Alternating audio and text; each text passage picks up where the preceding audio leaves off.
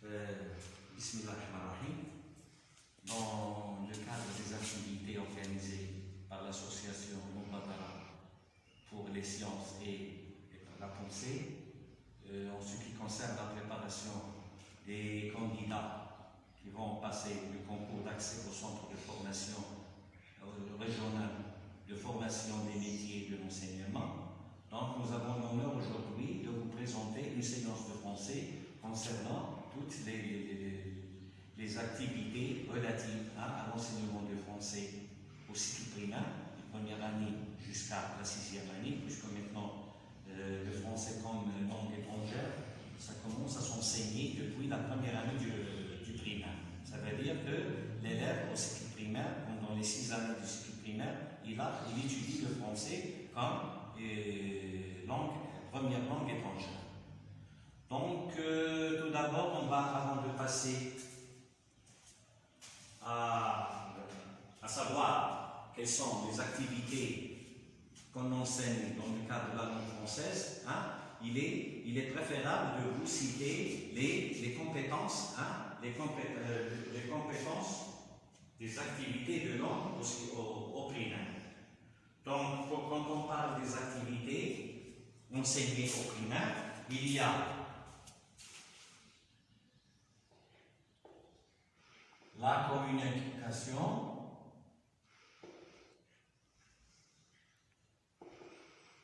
il y a les activités de langue,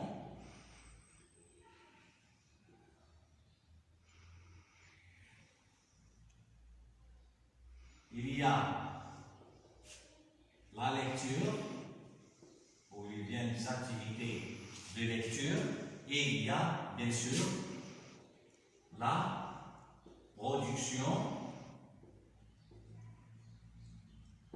écrite.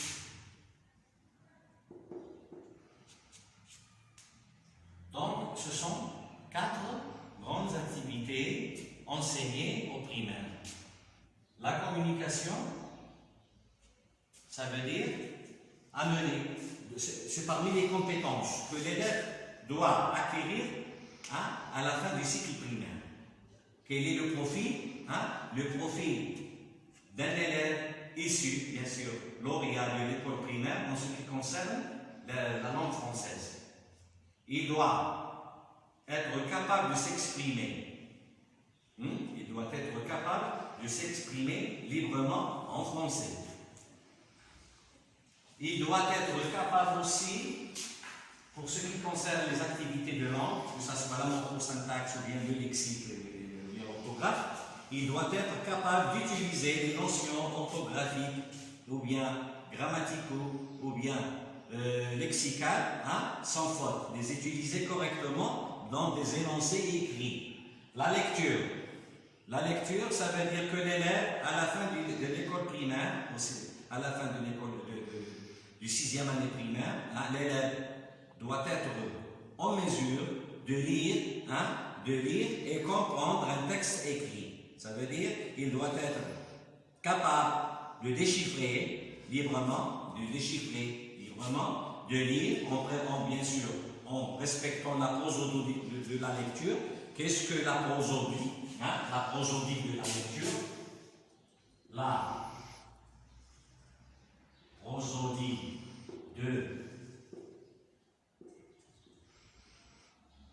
La prosodie de la lecture, ça veut dire tout simplement, c'est le respect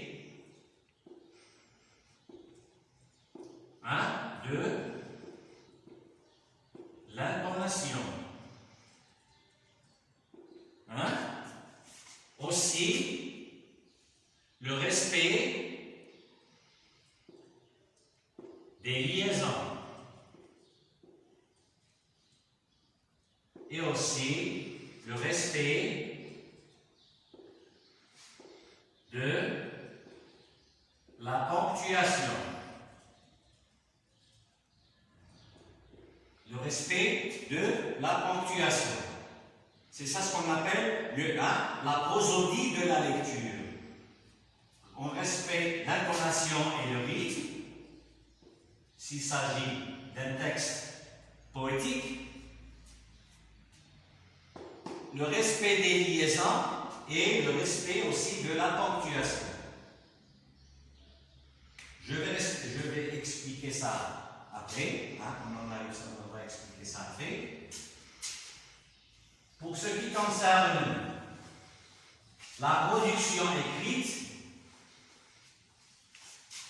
ça veut dire que l'élève de la 6e année du primaire qui va accéder au cycle collégial, en ce qui concerne le français, il doit être capable de produire des énoncés écrits, capable de s'exprimer par écrit en produisant un texte de 6 lignes, de 7 lignes, de 8 jusqu'à 10 lignes. Un texte cohérent, sans faute, simple, compréhensible. Parmi les différents types qu'on va voir, des énoncés écrits, que ce soit un paragraphe argumentatif, descriptif, ou bien un conte, ou bien un récit, etc. On va voir ça après. L'élève doit être en mesure de s'exprimer par écrit, de rédiger un récit, de rédiger un paragraphe descriptif, argumentatif, ou bien une histoire, ou bien un conte, différents types de paragraphes. Donc, maintenant, les compétences de la grammaire et la conjugaison. Quelles sont les compétences de la grammaire et la conjugaison? C'est utiliser correctement des structures simples. Utiliser correctement des structures simples.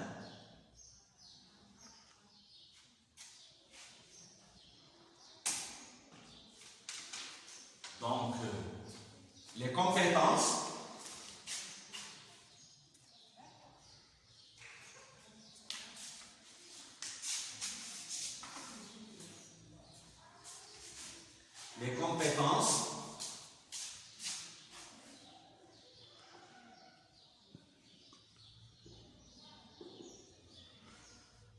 de la grammaire et la conjugaison. شنو هما الكفايات ديال الجرامير ou la conjugaison. Ça veut dire, qu'est-ce qu'on veut que l'élève apprenne de ces deux matières-là, de la grammaire et de la conjugaison. Donc, il y a deux grandes compétences, c'est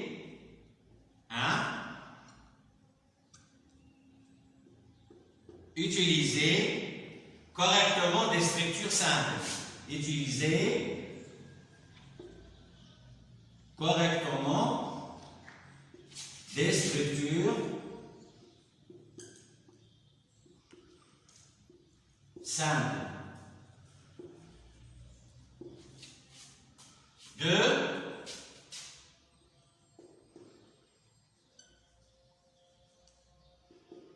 Utiliser des structures syntaxiques, des structures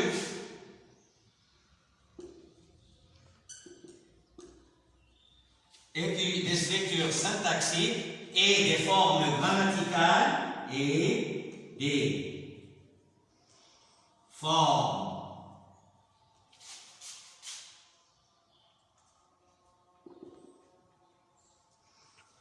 formes grammaticales simples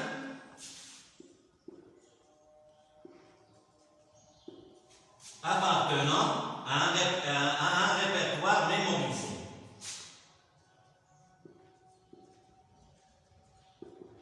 Appartenant à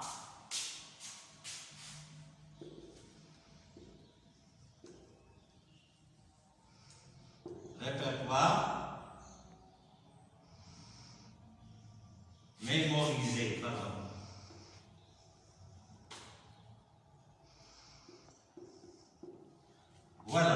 ça, ce sont les compétences de la grammaire et de la conjugaison. Donc, voilà.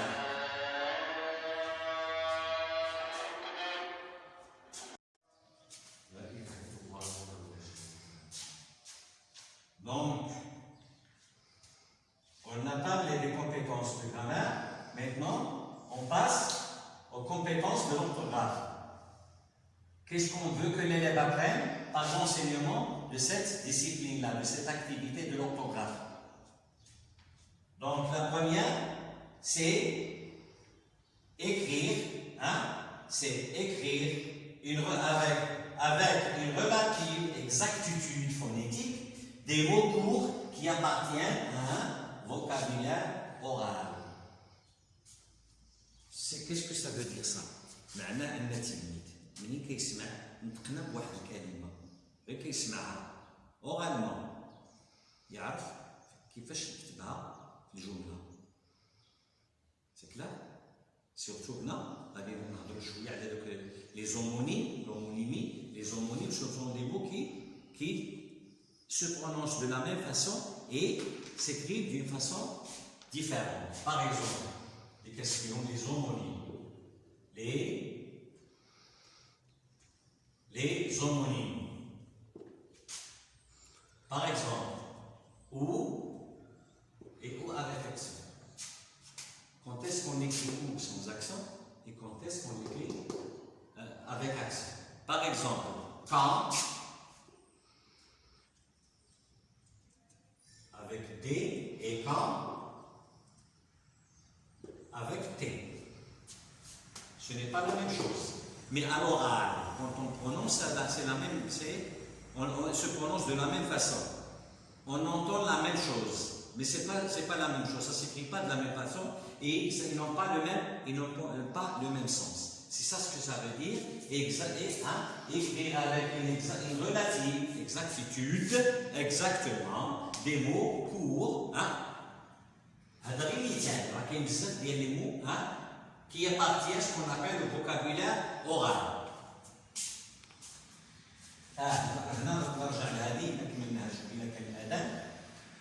La première compétence de la grammaire, on a dit, c'est utiliser correctement des structures simples. Utiliser correctement des structures simples. Des structures, le temps, le lieu, quel que soit, de l'appartenance, des différents types de structures simples, il fallait les écrire correctement, sans faute. Juge, utiliser des structures syntaxiques, des formes grammaticales. La syntaxe, c'est tout simplement la grammaire. Syntaxique et des formes grammaticales simples, des formes qui appartenant à un répertoire mémorisé. Appartenant à un répertoire mémorisé. À qui? Par exemple, la concordance des temps, l'accord en genre et en nombre, l'accord du participe passé, tout ça. Maintenant, la deuxième compétence de l'orthographe. La deuxième compétence de l'orthographe, c'est quoi? C'est écrire et copier, écrire et copier des mots et des expressions, des mots et des expressions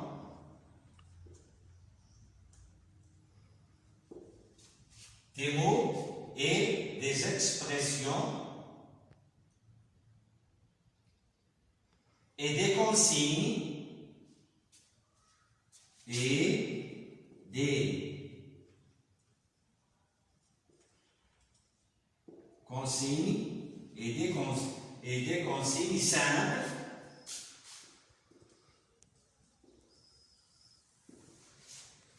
utilisées régulièrement.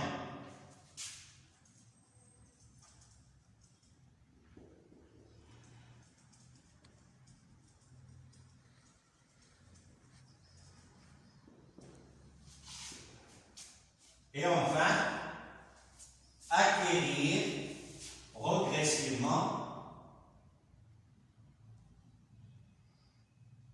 des mots de l'orthographe et des expressions l'expression de l'orthographe grammaticale.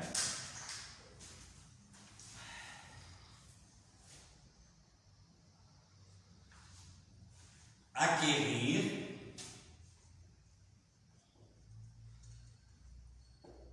progressivement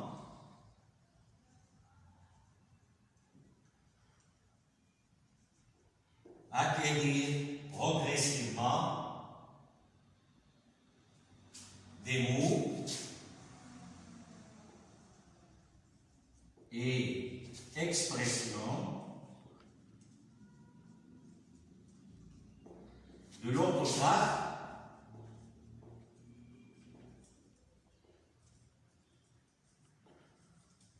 grammaticale.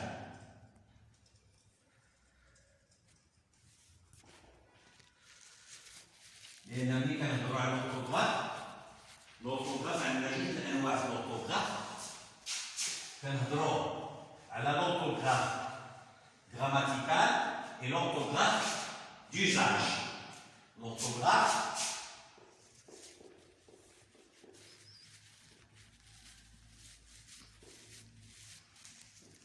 fait juste un mot. Quelle est l'orthographe grammaticale? L'orthographe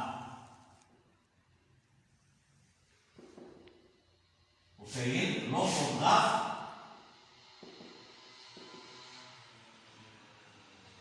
d'usage.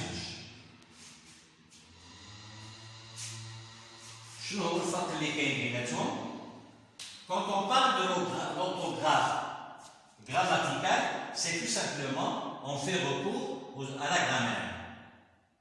On parle des liaisons, on parle de l'accord en genre et en nom, que ce soit du participe passé ou bien des adjectifs. On parle de la liaison qui existe entre le sujet, le verbe et le complément. Ça veut dire, si par exemple le sujet est au féminin singulier, ça veut dire le verbe doit être, etc. La concordance des temps, etc. Tout ça fait partie de la grammaire. L'orthographe d'usage, c'est tout simplement les mots de liaison, hein, les mots d'articulation, les mots de liaison, les adverbes qui ne changent pas de forme, hein, et des adverbes, que ce soit des adverbes de quantité, des adverbes de temps, des adverbes de lieu, etc. Hein. Et il y a aussi des homonymes, il y a aussi des antonymes. Hein. Tout ça fait partie de l'orthographe d'usage.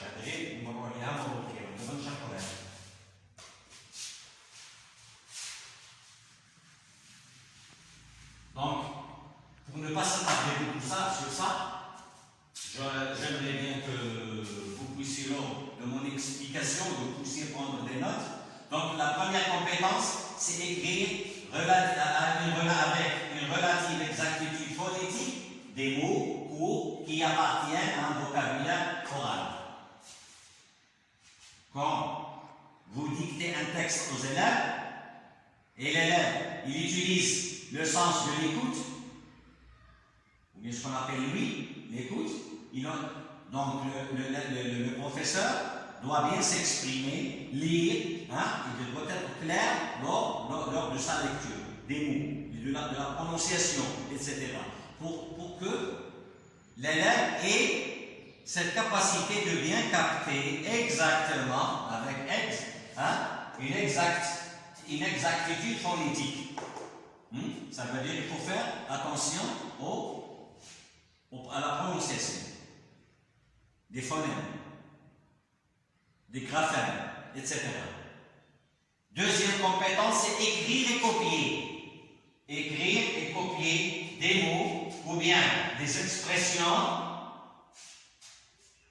des consignes et des consignes simples utilisées régulièrement. Donc toutes les expressions qu'on utilise chaque jour. Et les mots qu'on utilise dans notre vocabulaire, il faut les écrire ou bien les copier avec exactitude, savoir quand est-ce qu'on peut les utiliser, etc. Et troisièmement, c'est acquérir progressivement des mots et expressions de l'orthographe grammaticale. Il faut apprendre à l'élève cette compétence d'écrire correctement, que ce soit des mots ou bien des activités grammaticales sans commettre de faute, sans faute. Maintenant, on va passer aux autres compétences.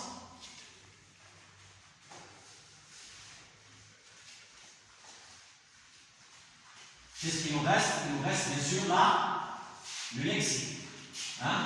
Les activités lexicales. Quelle est la compétence de l'enseignement du lexique aux élèves du primaire? Pourquoi on enseigne ça? Bien sûr, c'est une matière qui est clé, une matière de grande importance, car c'est à propos du lexique que l'élève arrive à enrichir son vocabulaire et arrive bien sûr, à produire des énoncés écrits ou bien oraux. Donc, là, on trouve que le lexique est une matière de grande importance, qui est très importante.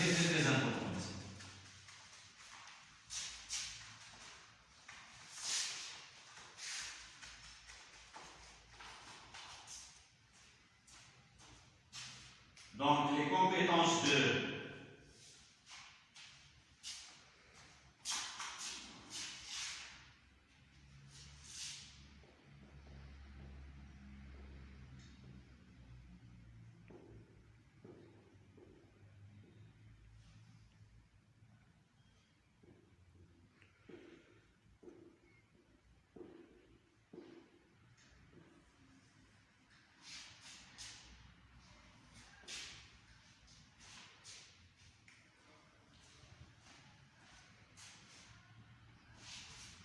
la première compétence, c'est quoi? C'est utiliser. La première compétence, c'est utiliser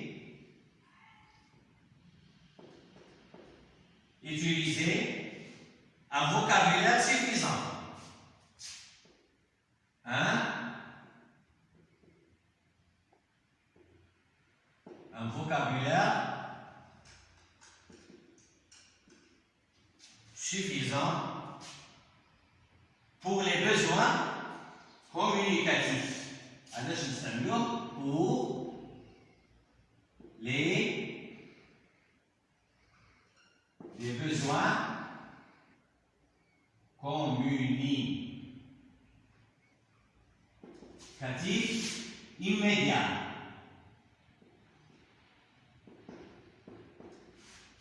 La deuxième compétence de l'enseignement de cette matière du lexique, c'est d'utiliser un répertoire de mots. Utiliser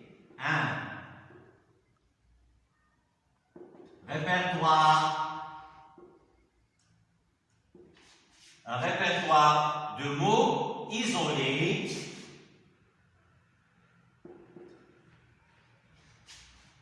et d'expressions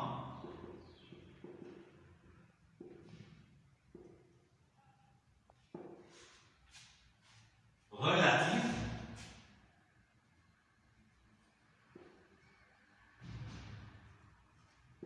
relatif, ça veut dire le répertoire. C'est l'accord avec le mot répertoire.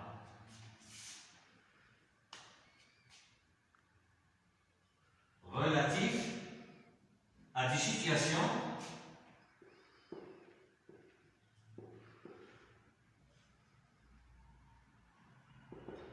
concrètes ou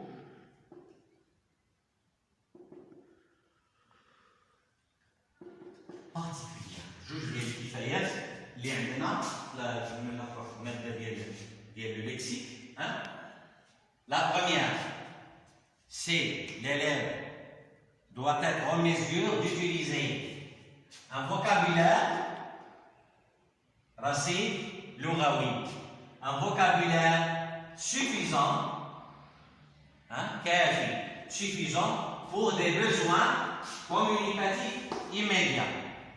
Il est devant une situation de problème, donc il doit s'exprimer, il doit parler. Juste une minute.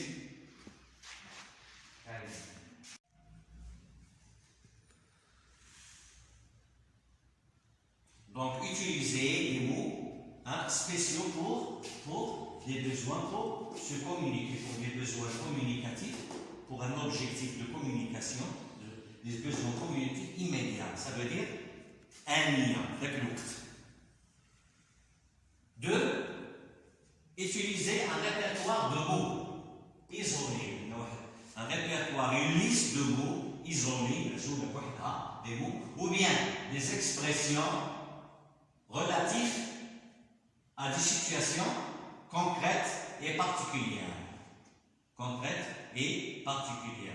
Vous vous trouvez devant une situation, donc il faut s'exprimer, il faut écrire quelque chose relatif avec juste cette situation-là, donc il faut avoir un bagage, il faut avoir un lexique, un bagage lexical, que ce soit des mots, des verbes, des expressions, etc. Donc c'est ça, ce sont des compétences de l'enseignement du lexique au primaire. Maintenant, pour ce qui concerne le contenu, aujourd'hui on va nous baser un peu sur le contenu de la grammaire, des activités de langue, des activités relatives au fonctionnement de la langue.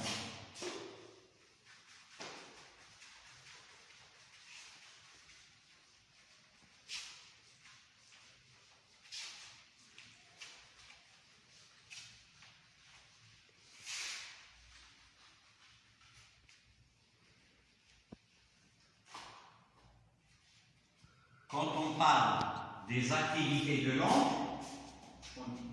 en français, ce qu'on appelle les activités de langue, ou bien activités relatives,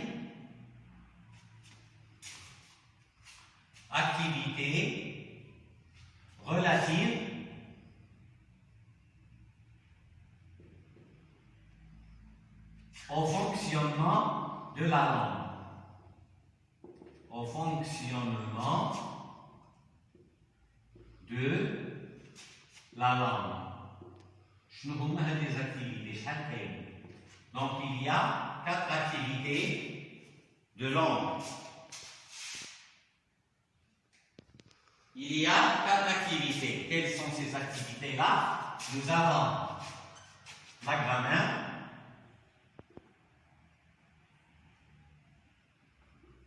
nous avons la conjugaison, nous avons l'orthographe et nous avons le lexique. C'est clair? Ce sont des activités qui servent au bon fonctionnement, au bon usage de la langue. Maintenant, de quoi on a besoin dans la grammaire?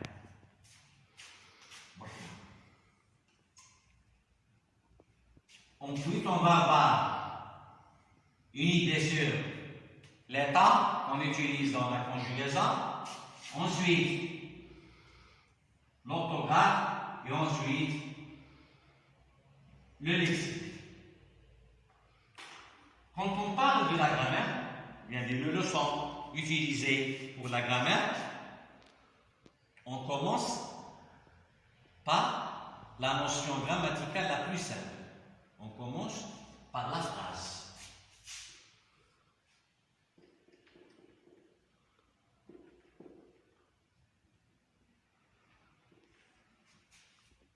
On commence par la phrase. C'est quoi la phrase? C'est un moyen d'expression qui contient un sujet, un verbe, un complément. C'est clair? Donc, nous avons 2 types de phrases. Il y a la phrase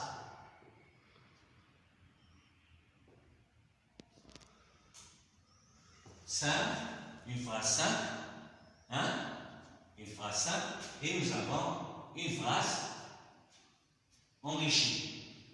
Hein? La phrase enrichie, c'est une phrase complexe. Phrase complexe. La phrase simple, c'est une phrase qui se compose d'un sujet, d'un verbe et d'un complément. Hein? Ce qu'on appelle les éléments fondamentaux de la phrase. Hein? Les éléments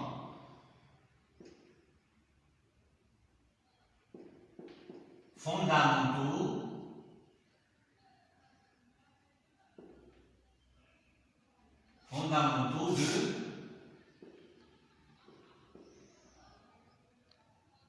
de la phrase. شنو هما المكونات الأساسية للجملة؟ De quoi se compose? Donc, il y a la phrase qui se compose d'un groupe nominal sujet, avec un groupe nominal sujet, plus un groupe verbal. C'est clair? Ou le groupe verbal se compose de quoi? Il se compose du verbe plus un complément.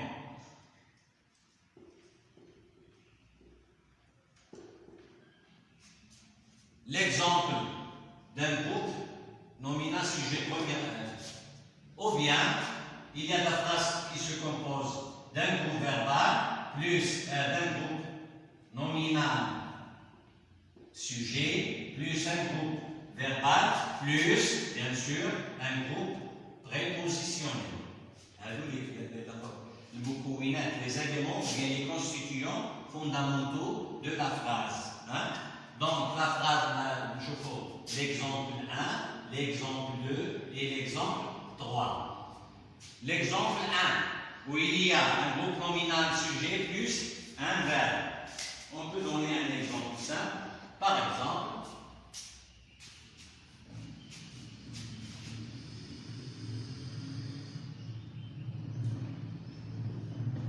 je peux toujours multiplier. Le maître explique la leçon. Ça, c'est une phrase simple. Le maître explique la leçon. Le maître, c'est quoi? C'est un groupe nominal sujet. C'est bien. Le premier élément, par quoi commence une phrase? Un groupe nominal sujet. Explique la leçon. Explique la leçon. C'est un groupe, tout ça, c'est un groupe verbal.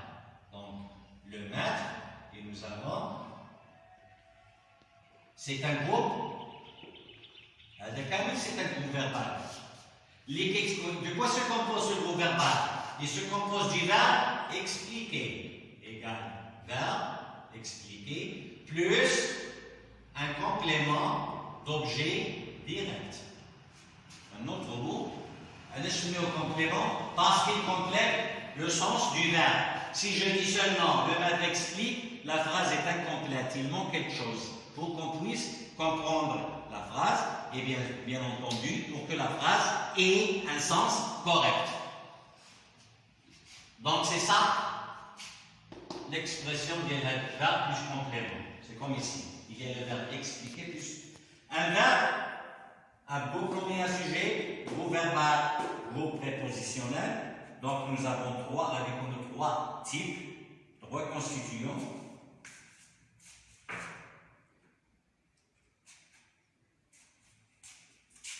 Par exemple,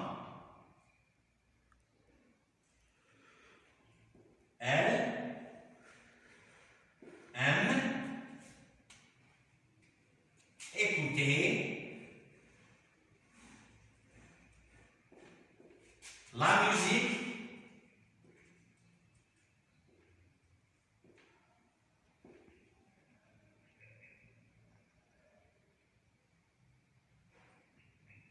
à la cuisine.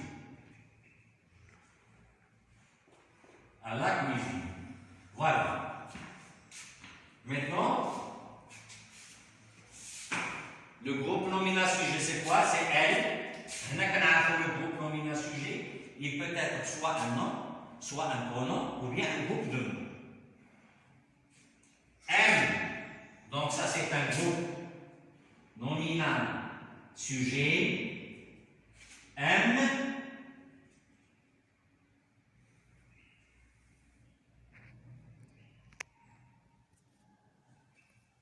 écoutez, c'est le groupe verbal qui se compose de deux verbes qui se suivent, et le deuxième verbe, bien entendu, se met à l'infinitif.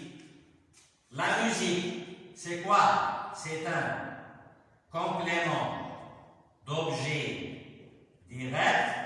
A, c'est une préposition, et la musique, bien sûr, hein, c'est un complément d'objet indirect, un COI, ou bien un complément de lieu, un C, c'est L. Donc, هذا كامل à la cuisine, هذا كنسميوه un groupe prépositionnel. علاش prépositionnel? Parce qu'il y a une préposition. Il y a une préposition. Et la préposition, c'est elle qui précède, bien sûr, le complément circonstanciel de lieu. Maintenant,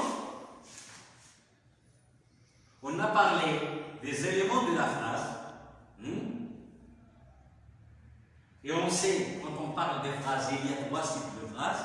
Il y a une phrase déclarative qui se termine par un point. Il joue de la guitare, c'est une phrase déclarative. Est-ce qu'il va avec nous ce soir? Là, je lève la voix. Donc, il s'agit bien sûr d'une phrase interrogative. On pose une question. Par exemple, quelle belle nature! Il y a des. Hein? Quelle belle nature! Là, il y a un point d'exclamation. Hein? Donc, c'est une phrase exclamative qui se termine par un point d'exclamation. Qu'est-ce que je fais ici? Je m'exclame. J'exprime un sentiment. Je fais sortir quelque chose. Hein? Donc, j'exprime un sentiment. Adorez donc, on a parlé de la phrase. Maintenant, la phrase, on a dit, qui se compose d'un groupe nominal sujet et d'un groupe verbal.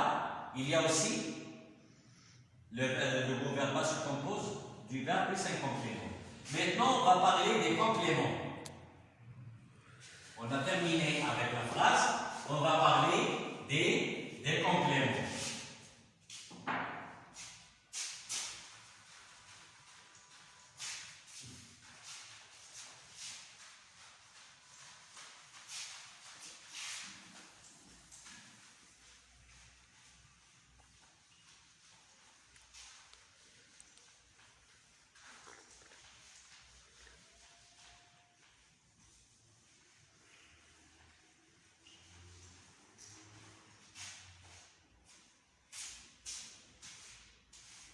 Les compléments, qu'est-ce que nous باللغة العربية؟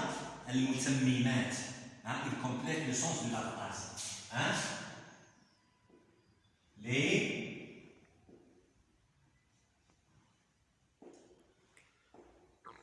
Les compléments. Quand on parle des compléments, il y a deux sortes de compléments. Il y a des compléments d'objets. Il y a des compléments circonstanciels.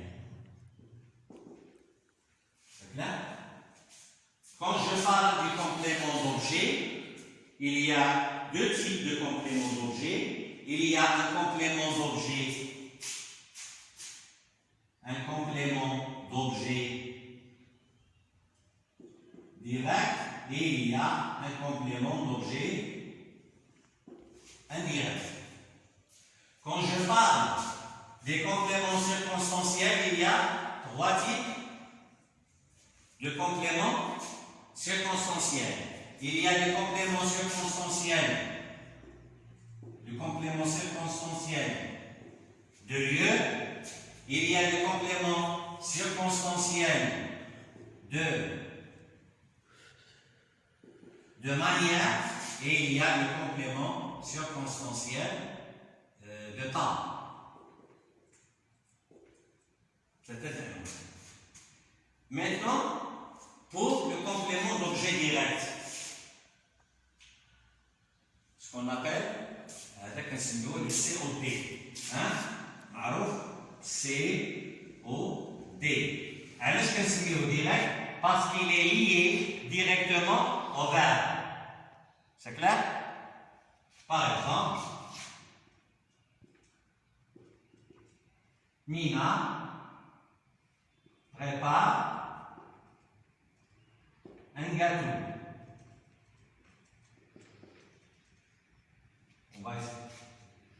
Il vaut mieux utiliser des exemples simples pour qu'on puisse bien apprendre.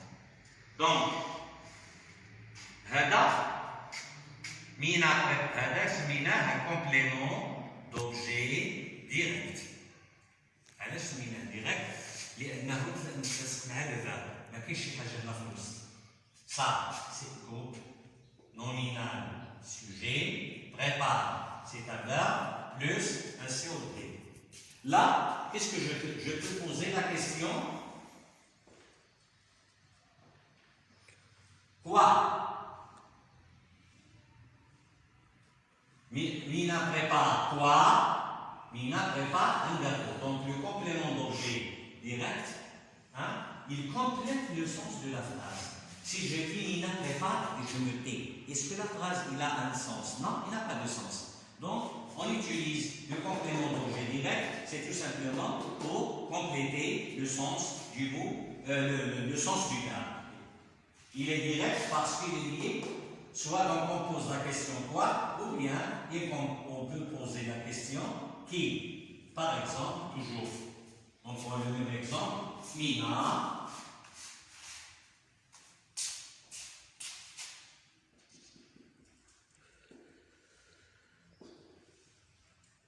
aime son père. Mina aime son père. Alors là, on pose la question. Bien sûr, Mina, c'est le pronom sujet, et là, c'est un complément d'objet direct. Mina aime qui? Mina aime son père. Donc, toujours là, le complément d'objet direct, il est lié directement au verbe. Il répond soit, il peut désigner une personne, ou bien il peut désigner une chose, ou bien un animal, etc. C'est clair? Donc, là, pour ce qui concerne le complément d'objet direct, nous avons le complément d'objet indirect, ou bien ce qu'on appelle le COI. Le complément d'objet indirect, indirect, parce qu'il y a une préposition qui sépare le complément du verbe. Exemple.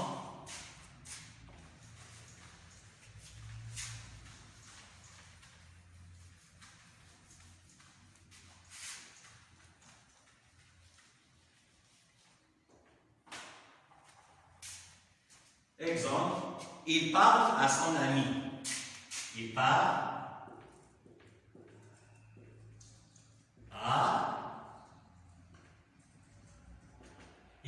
à son ami. Il parle à son ami. Alors, la préposition à qui est située entre le verbe et le complément. علاش سميناه indirect؟ لأن هي كتكون هنا la préposition في الوسط. Donc soit la préposition à, ou bien la préposition de, ou bien du, ou bien au, etc. Donc il y a de différents types de prépositions. Donc c'est pour cela. Ouvre la question. Comme ici, si je te pose une question, qu'est-ce que je dis? Elle parle à qui? Donc, à son ami, c'est la réponse bien à qui? Elle parle à qui? Donc, il y a toujours la préposition qui sépare. sépare le verbe de son complément. C'est pour cela qu'on l'appelle un complément d'objet indirect. Maintenant, les compléments circonstanciels. Les compléments circonstanciels, il y a trois types. Il y a le complément circonstanciel de lieu, qu'on appelle le CCL, CCL. Qu'est-ce qu'il indique? Il indique le lieu, il va à la mosquée. Il va à la mosquée. Il va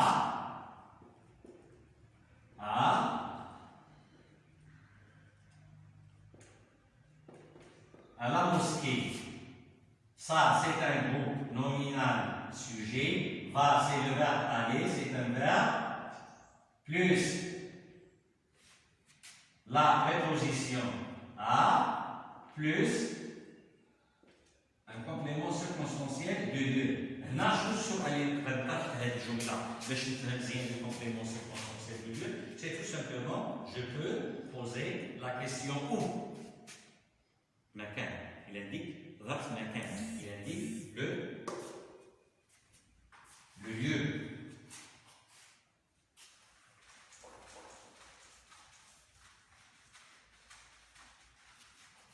Alors là, je pose quoi? Je pose la question où. Le complément circonstanciel de manière. Non. Le complément circonstanciel de lieu, il indique le lieu où se passe l'action. Le lieu où se passe l'action. المكان الذي وقع فيه الحدث. Et le complément circonstanciel de manière qu'on appelle le CCM, hein, qu'est-ce qu'il parle? Il indique la manière. Donc on pose la question, comment?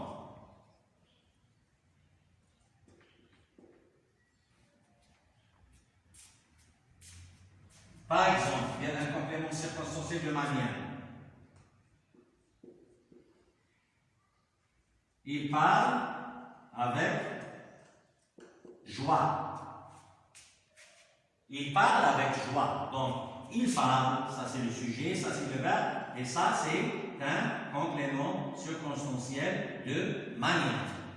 Il indique la manière dont l'action est passée, comment l'action s'est déroulée. Et nous avons enfin le complément circonstanciel de temps. Il indique tout simplement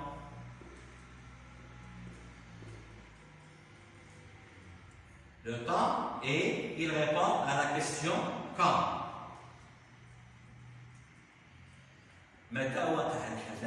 Il indique le temps quand l'action a-t-elle eu lieu. Quand, meta, donc zaman, l'waqt. Pour ce qui concerne les compléments. Pour ce qui concerne les compléments. Je ne vois pas le complément. Le complément, tout simplement, c'est un mot ou bien un groupe de mots qui complète le sens du verbe. Qui complète le sens du verbe. Il complète. Alors, je un complément. Donc,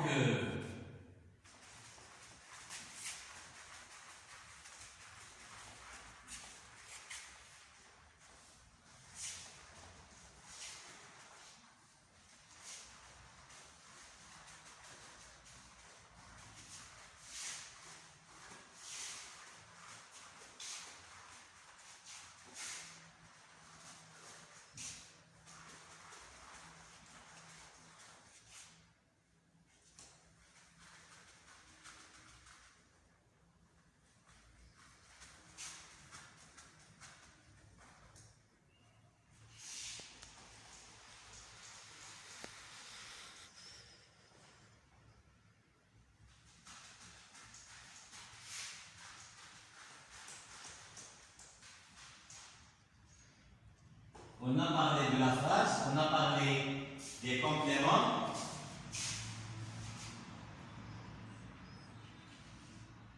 Il y a maintenant les articles. Les articles, on va dire les articles.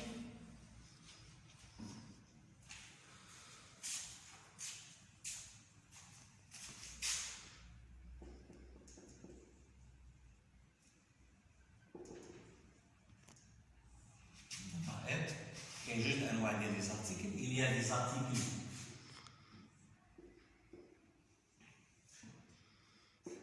définis et les articles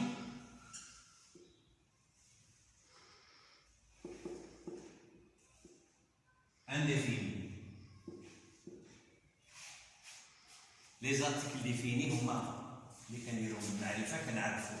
on définit le nom. Et le, la, les, et elle, apostrophe. Le pour les noms masculins, en tout cas, la pour les noms féminins, et l'apostrophe, les pour le pluriel, que ce soit masculin ou féminin, et le L apostrophe pour les noms qui commencent par une voyelle A, O, E, I ou bien H muet. Par exemple, la. ما غاديش نقولوا له علاش؟ لان دائما ملي كيكون عندنا القاعده كتقول لنا كيكونوا جوج ديال لي فوايل واحد كيتبع الاخر كنسوبريميو لو بروميير. دونك هنا لو مو arbre commence par la voyelle A, donc نديرو l'apostrophe. ولا ان H muet, par exemple le. هنا عندنا لو H muet.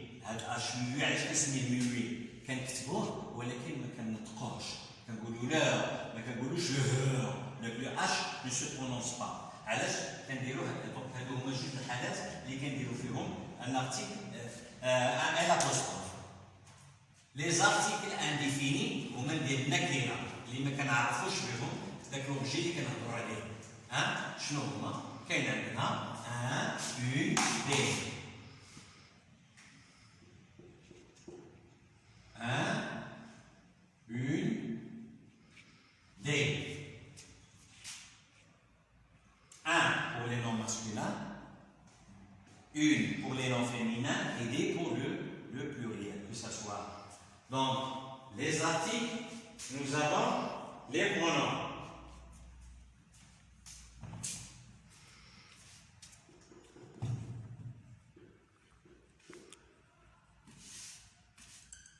Les pronoms, كاين جوج انواع. كاين عندنا les pronoms personnels وعندنا les pronoms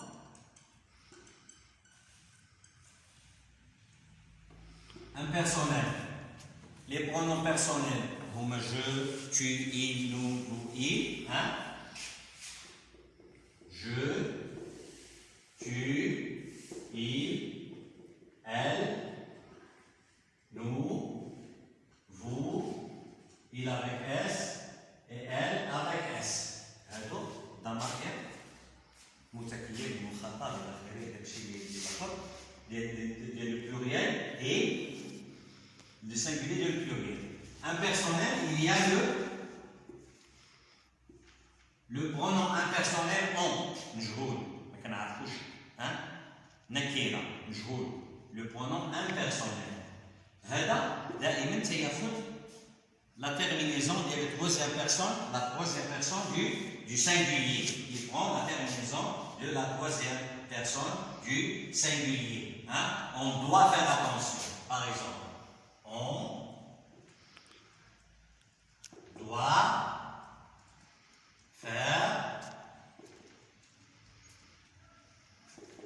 attention. Ça veut dire nous. Mais c'est qui? On n'a pas désigné la personne. C'est pour cela qu'on l'appelle un pronom impersonnel. Le verbe devoir, la terminaison de la troisième personne du singulier. Que ce soit il ou bien elle. Et la terminaison de elle. C'est clair? C'est le pronom impersonnel. Maintenant, on va parler des pronoms. On a vu les noms, les pronoms, on va parler des adverbes.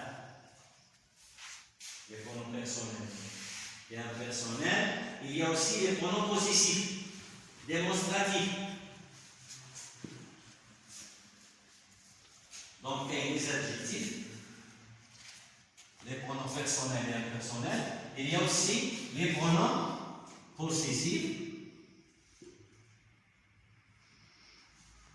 et les pronoms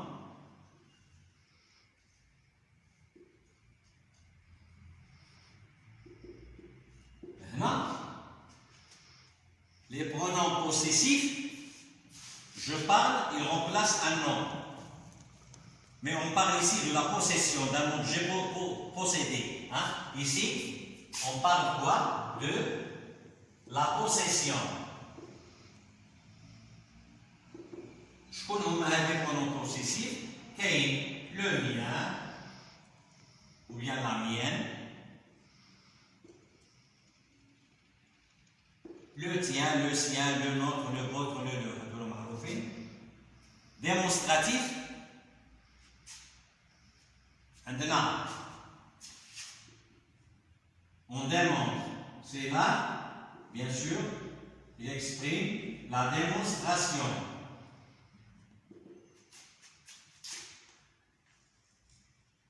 Celui ou bien celui-ci, celui-là.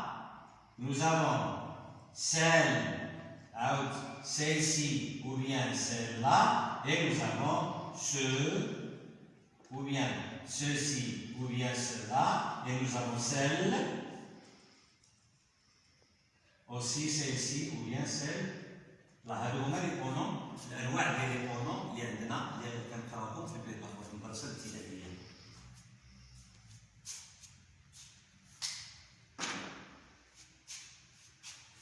Il y a les pronoms personnels, les pronoms possessifs, hein, et les pronoms démonstratifs. C'est quoi un pronom? C'est un mot qui remplace un nom. Il remplace un nom.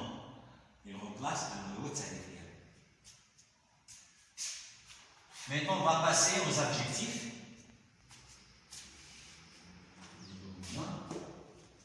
Les adjectifs, il y a maintenant.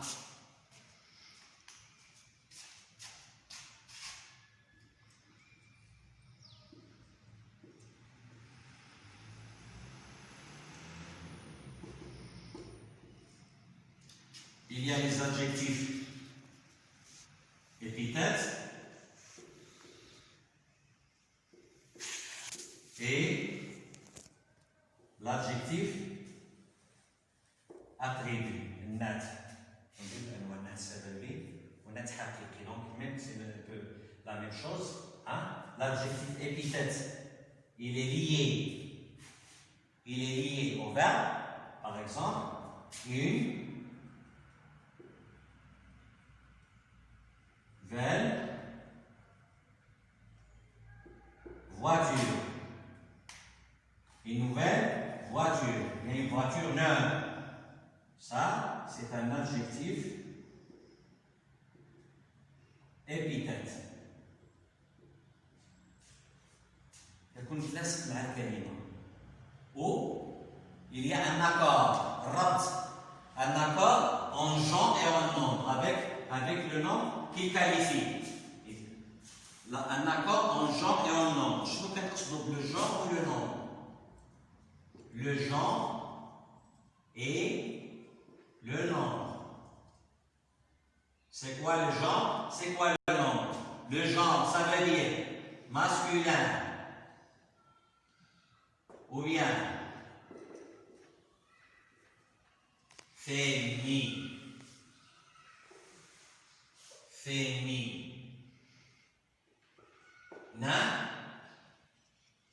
Le nombre, tout simplement, singulier ou bien pluriel. Donc, l'adjectif épithète, il s'accorde avec le nom. La voiture, c'est féminin, une nouvelle, un nouveau, hein, une nouvelle voiture.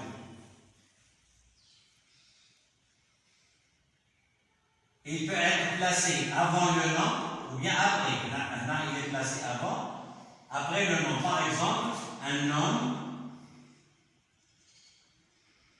fort.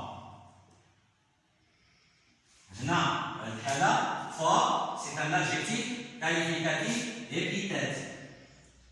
Adjectif qualificatif épithète. Al-hala, j'appelle le nom, nouvelle qualificative, voiture. J'appellerai.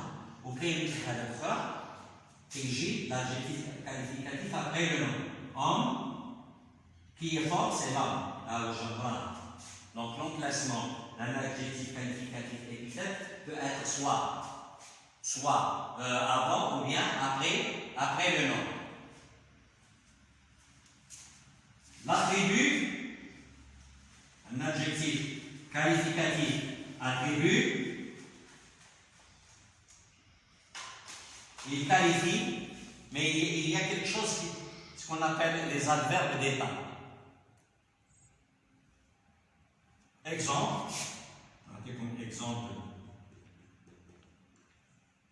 faire un adjectif, elle va faire les adjectifs qualificatifs. فيها blanc,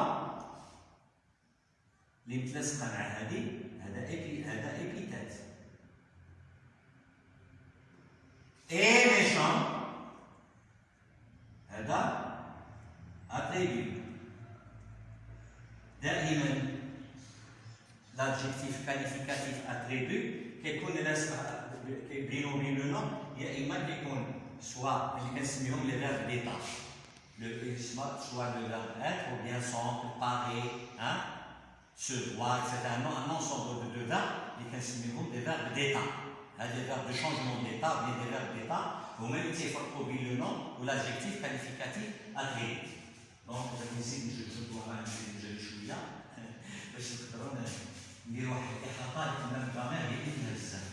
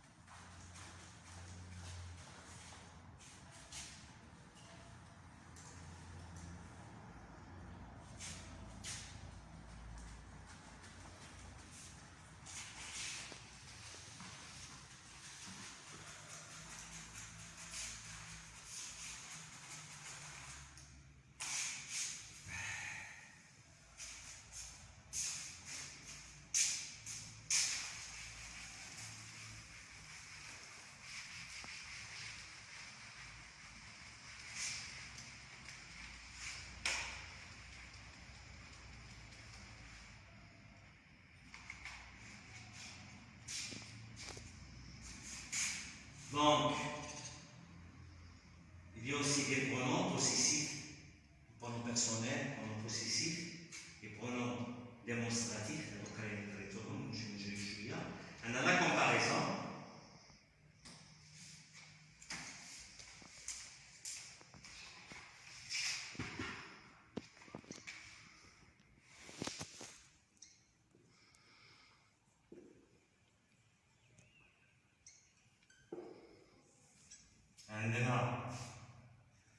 La voix active et la voix passive. Nous avons aussi le discours direct et le discours indirect. Et nous avons les subordonnés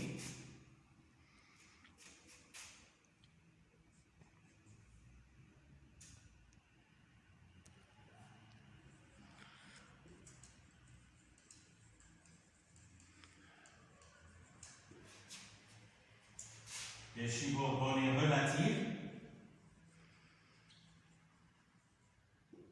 par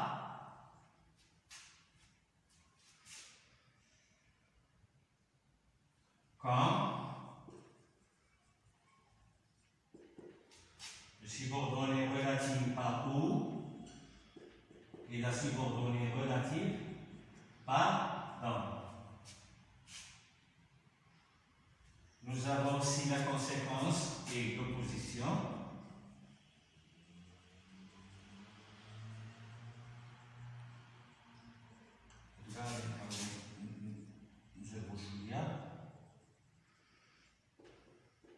Et l'opposition. Et nous avons l'expression de temps, l'antériorité et la postériorité. On va voir ça.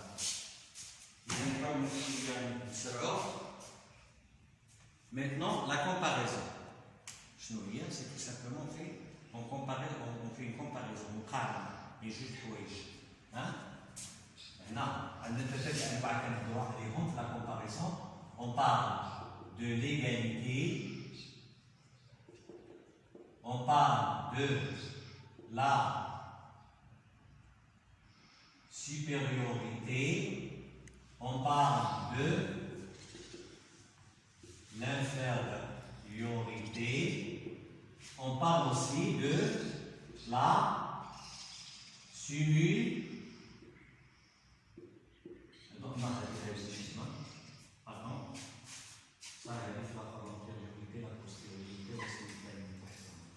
Donc, l'égalité, elle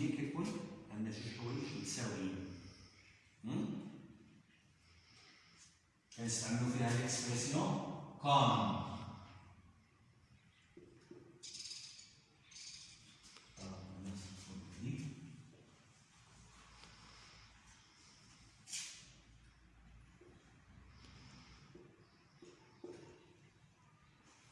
ou bien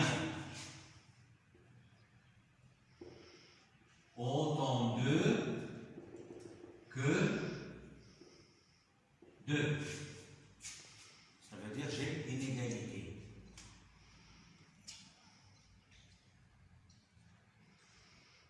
Il court vite comme sa sœur. Ça veut dire les deux filles courent vite comme sa sœur. Hein? Comme la supériorité plus que. Nous avons aussi ce qu'on appelle le superlatif.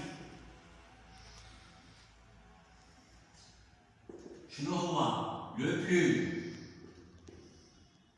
ou bien le moins. L'infériorité, il y a deux objets comparés, l'un est inférieur à l'autre. L'infériorité, c'est moins que. Là, c'est l'égalité. Il y a deux objets égaux, kif mitsawin. Supériorité, qu'est-ce que ça nous fait? Plus qu'il est plus fort que son ami, hein? Plus, ça veut dire on parle de la supériorité et l'infériorité, moins que, moins fort, moins rouge, moins, etc. Donc, on parle ici aussi de l'infériorité.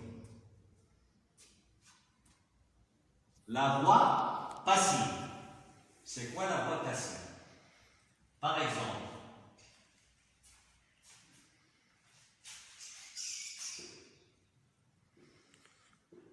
le maître écrit au tableau. Non, c'est pas ça. Le maître écrit, ou bien explique, je vais changer. Hein? Explique.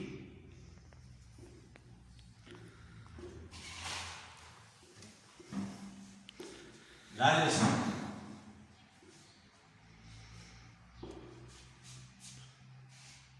Cette phrase, elle est à la voix active. La leçon, les un complément d'objet direct. La voix passive, qu'est-ce qu'elle devient? Elle devient le sujet. Donc, la leçon, qu'est-ce que j'ai ajouté? J'ai ajouté et, je vais faire, et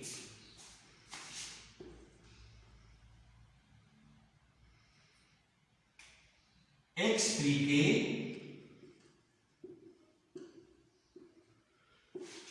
Donc j'ajoute le E du féminin. Il y a un accord. Est expliqué par. Par le maître.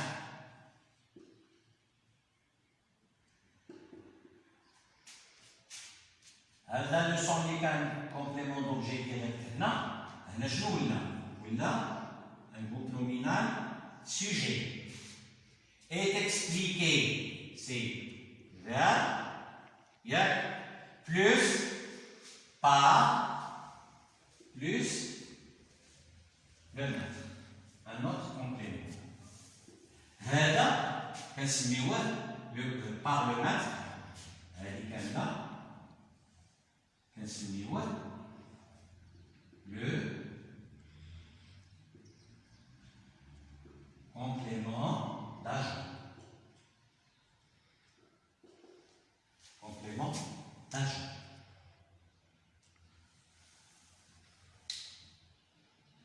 Je garde toujours le pas. هنا كان عندي هنايا مثلا في la voie passée et la voie active. هنا كان عندي le verbe explique le présent. Donc avec l'auxiliaire être اللي كنزيد كياخذ le même temps. هو le présent.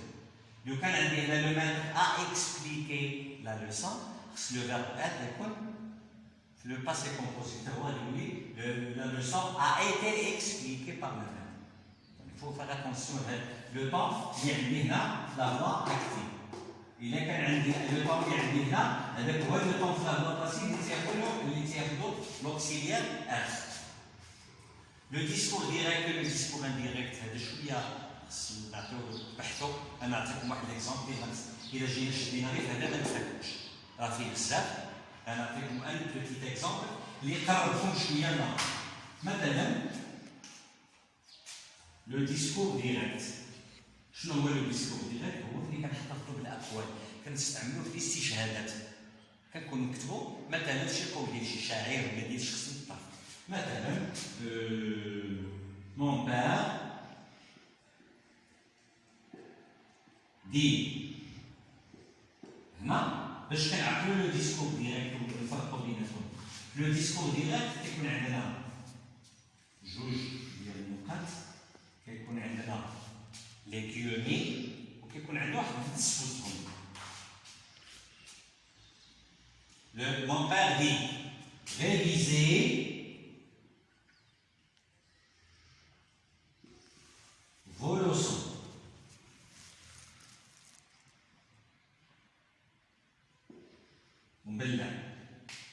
C'est une phrase impérative, révisez vos leçons. Ça veut dire, ici, mon père il donne un ordre. C'est une phrase impérative. D'abord, je vais la changer, la transformer du discours direct au discours indirect. Maintenant, c'est le discours indirect. Mon père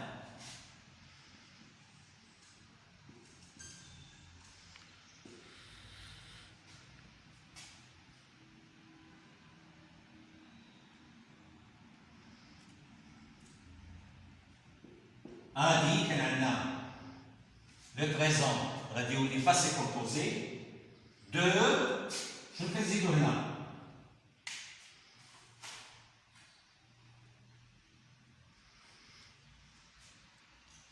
de هذه اللي كانت هنا مصنفه في الفيرب révisé à la deuxième personne du pluriel عندها deux z غادي تولي هنا à l'infinitif de réviser donc نزيدو هنا ER نكملوا باش nous dit نزيدو باش نكملوا هنا شويه Mon père nous dit, donc ici je garde mon père, mon père nous dit de réviser, je veux qu'on ait là, vos, nos leçons.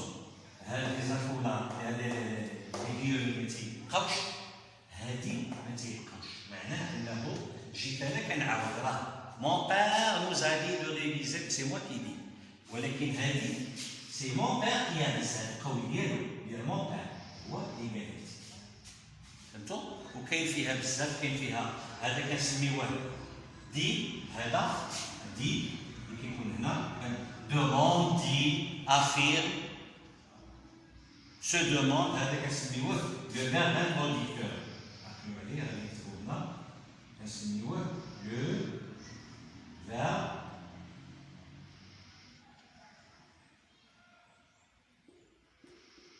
le verbe introducteur.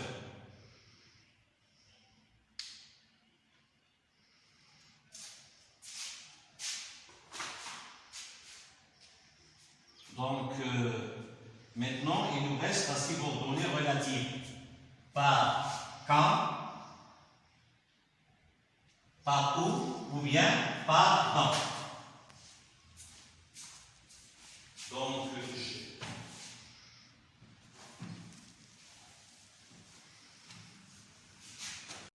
on appelle la concordance des temps. Quand est-ce qu'on utilise? C'est quoi l'antériorité? C'est quoi la postériorité? C'est quoi la simultanéité? Je vais vous donner 3 exemples. Donc, exemple 1. Je crois qu'il a plu. Exemple 2. Je crois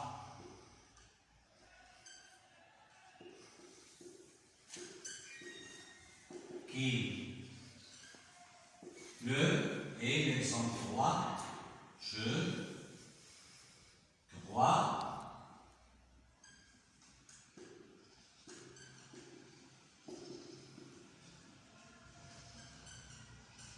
qu'il pleut. Donc, je crois qu'il a plu. C'est moi, je parle maintenant, je lance la parole, je dis je crois qu'il a plu. Ça veut dire la pluie a déjà tombé. Donc je parle de quoi? Je parle d'une action de postériorité.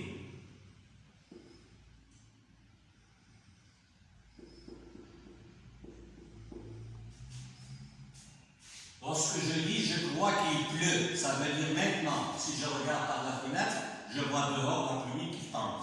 Une action simultanée. Ce sont deux. Qu'est-ce que ça veut dire une action simultanée? Ça veut dire que simplement, nous avons 2 actions simultanées qui se passent en même temps. Donc, ici, je parle de la simultanéité. Et je crois qu'il pleuvra, ça veut dire qu'il fait noir, il y a beaucoup de nuages, mais la pluie ne tombe pas. Et il va tomber dans le futur, dans une demi-heure, 10 minutes, 1 heure au maximum. Donc, la postériorité.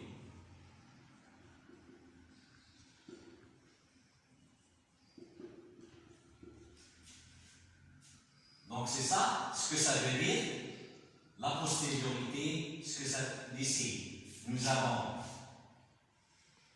le verbe je crois, il est au présent. Hein? Il a plu, c'est le verbe pleuvoir au passé composé. Il y a, lors de la simultanéité, le verbe il est au présent. Maintenant, on a la concordance des temps. Il pleut, il est au présent. Dans la postériorité, le verbe il est au présent toujours. Et le verbe de la subordonnée, il est au futur. هذه الجمله الاولى باش نعرفوا دائما ملي كنهضروا على هذا لا كونكوردونس كنهضروا على c'est une phrase subordonnée complétive. هذا النص هادو que c'est un pronom relatif. فهمتوا؟ ولي pronoms relatifs عندنا شنو هما؟ Les pronoms relatifs شنو هما؟ que, qui, ou, dans. هذول يكونوا relatifs. هذا النص ديال الجملة اللي كيكون من هنا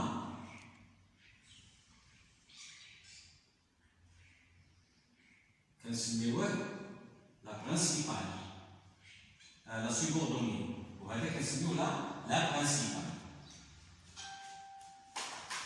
دونك هذا بغيت باش كنقرركم تعرفوا شنو هي الفرق بين كيسميتو بين la postériorité, d'une l'antériorité. La postériorité, le verbe de la principale qui est couplé par ses composés. Si le verbe de la subordonnée il est au présent. C'est clair? Simultanéité, les deux verbes, que ce soit de la ou bien de la subordonnée, les deux sont au présent. La postériorité, le verbe de la principale est au présent, le verbe de la subordonnée il est au futur. Maintenant, الحاجة اللي وقعت وهنا الحاجة اللي كتوقع دابا وهنا واحد الحاجة اللي وقعت من هنا. Maintenant, on parle de la conséquence.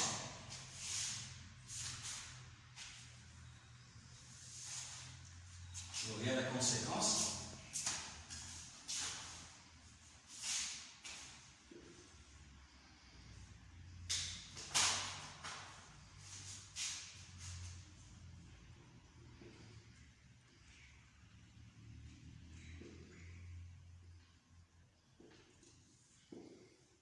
La conséquence est bien intelligente. On a fait comme un exemple. Il travaille.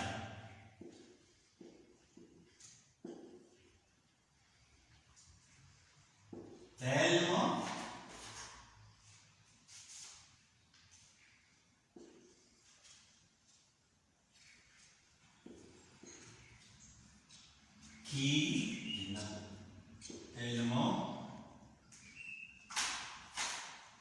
qu'il est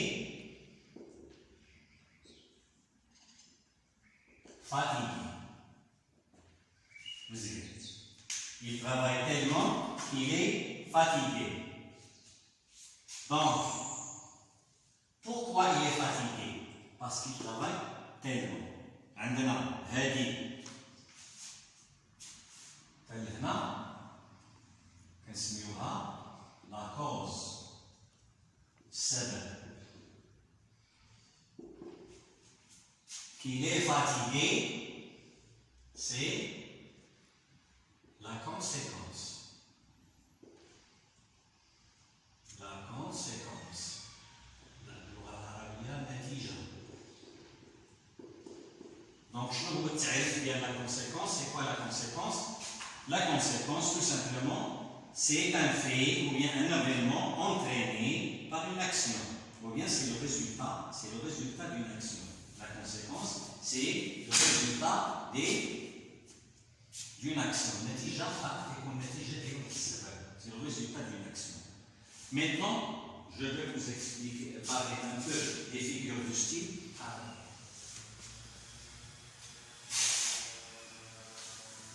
Donc, les figures du style, شنو هما؟ الانواع ديال الوجوه ديال الاخر كيسميتو الاسلوب باش كنكتبوا واحد النص. Donc, c'est quoi?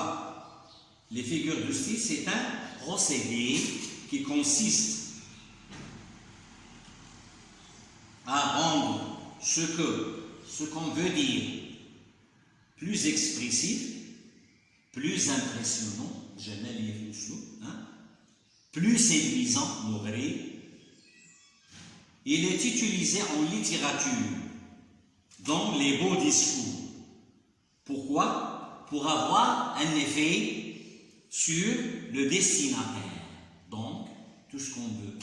Un très bon style qui va séduire le public pour qu'on puisse avoir un effet sur lui. Ça veut dire ce qu'on va produire, soit en prose, texte, en prose, ou bien en poésie, peut avoir un impact sur le public qui l'écoute ou bien qui le lit.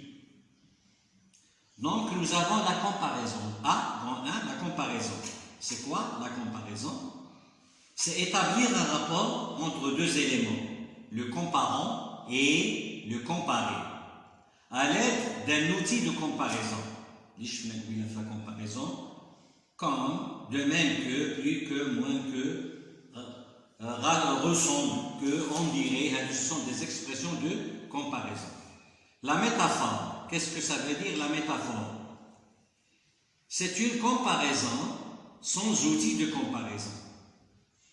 Les termes sont assez figurés. Par exemple, il pleut des corps. Lorsque la pluie tombe beaucoup, on peut dire, la métaphore, il pleut des corps. Cette famille dort dans le champ des étoiles. C'est une expression de Victor Hugo, où on parle d'une métaphore. La personnification, il représente une chose ou une idée sur les traits d'une personne. Exemple, la forêt gémit sous le vent. La forêt, et on sait que gémit, c'est la voix d'un animal. Et la forêt ne gémit pas, donc c'est une métaphore. Plutôt, c'est une personnification. L'allégorie, elle représente d'une forme concrète et imagée les divers aspects d'une idée abstraite et se repère souvent grâce à l'emploi de la majuscule. Hiver, vous n'êtes qu'un vilain. L'hyperbole, c'est quoi l'hyperbole? L'hyperbole, il consiste à exagérer.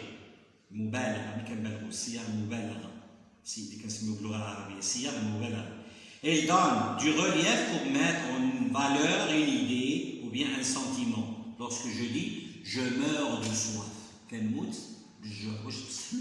donc là c'est une hyperbole. Accumulation, c'est une énumération plus ou moins longue des termes. On ajoute des adverbes pour mieux élargir le sens de la phrase, l'enrichir. Adieu, exemple, adieu, veau, vache. La litote, elle consiste à dire moins pour faire entendre plus. La métonymie, elle remplace un mot ou un autre mot selon un lien logique, par une relation analogique. Je viens de lire un Zola, bois un verre. Maintenant, quelles sont les figures d'opposition? Il y a l'antithèse, c'est l'opposition très forte entre deux termes. Exemple, c'est le paradis, ici le paradis, ailleurs c'est l'enfer. L'antiphase, elle exprime une idée par son contraire, dans une intention ironique. On dit le contraire de ce qu'on pense. Exemple, tu as un 0 en histoire. Ah, bravo.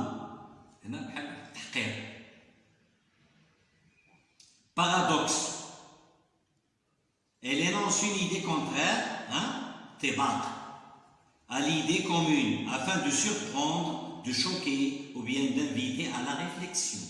Exemple, les premiers sont les derniers. Ça, c'est le paradoxe. Maintenant, les types de textes. Ce sont des figures de style, les types de textes.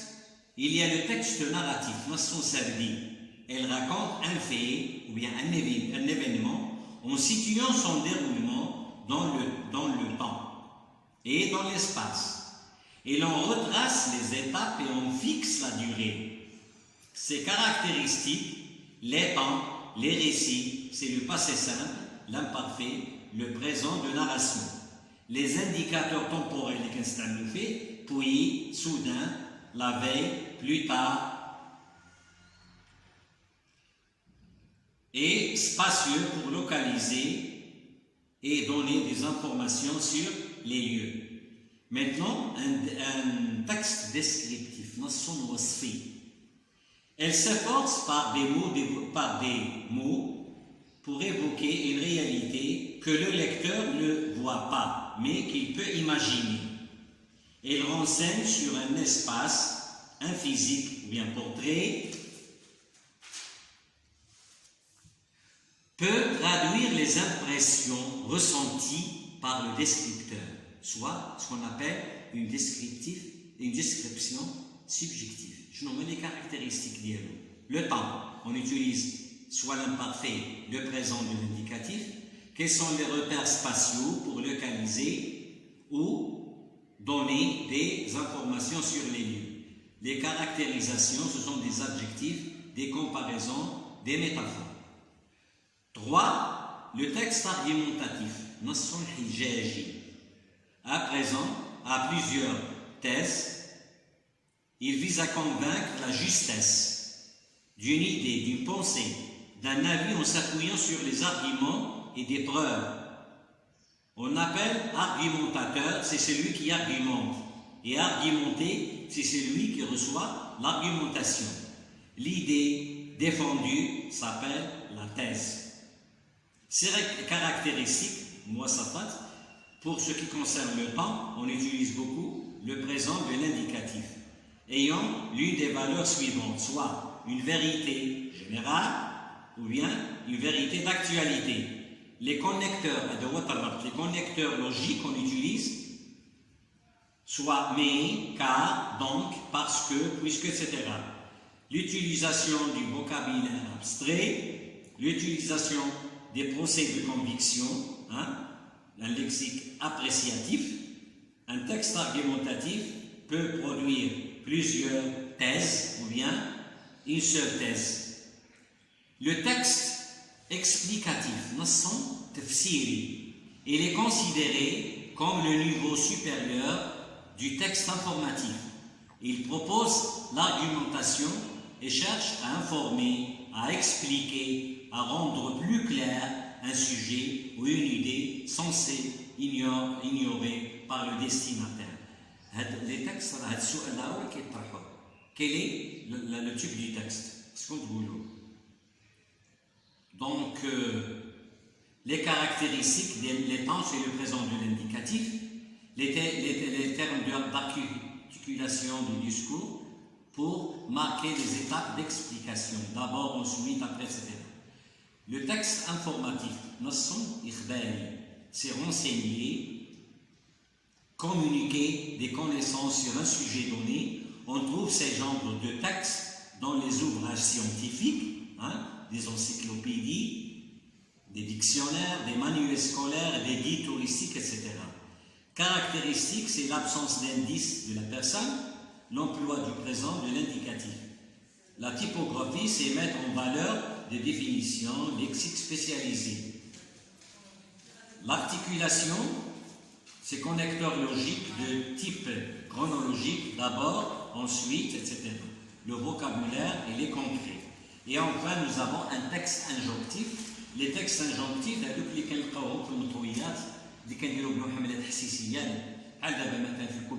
on utilise des triptyques ou des dépliants, des flyers, là où on parle de prendre des mesures barrières, de faire attention, d'expliquer c'est quoi le Covid-19. Donc c'est ça, c'est ce qu'on appelle des textes injonctifs. C'est pousse à l'action, à appliquer des consignes, des ordres, des interdictions, ou bien un mode d'emploi, ou bien tout simplement des recettes de cuisine. Les caractéristiques, on utilise l'impératif, ou bien l'infinitif, ou bien le subjonctif. C'est généralement, on utilise la deuxième personne du singulier. Et le texte expressif, c'est dans son ta'biri, il exprime des sentiments, des émotions, comme des textes d'analyse psychologique. Caractéristique, le présent de l'indicatif est le plus utilisé. On utilise aussi la première et la deuxième personne du singulier. Les types de phrases généralement utilisées ici, ce sont des phrases exclamatives, ou bien des phrases interrogatives. Donc généralement, j'ai essayé de vous parler un peu de la syntaxe, de la syntaxe.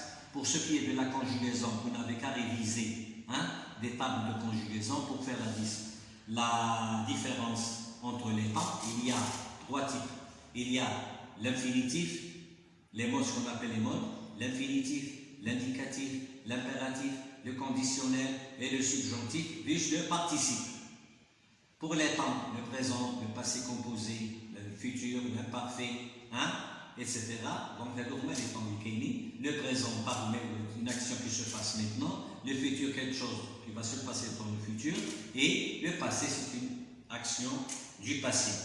Quand on parle du passé, nous avons 2 types de temps du passé. Il y a des actions brusques, on utilise souvent le passé simple. Il y a des actions progressives qui prennent beaucoup de temps lors de son action. On parle soit du passé composé ou bien de l'imparfait. Donc je m'arrête ici parce que normalement ça va être dans plusieurs séances organisées cette formation-là. On l'a fait dans 2 heures. C'est juste pour vous donner un aperçu général sur le français, sur l'enseignement du français. Et la prochaine fois, Inch'Allah, on va parler de la méthodologie. Comment enseigner le français au primaire. Assalamu alaikum.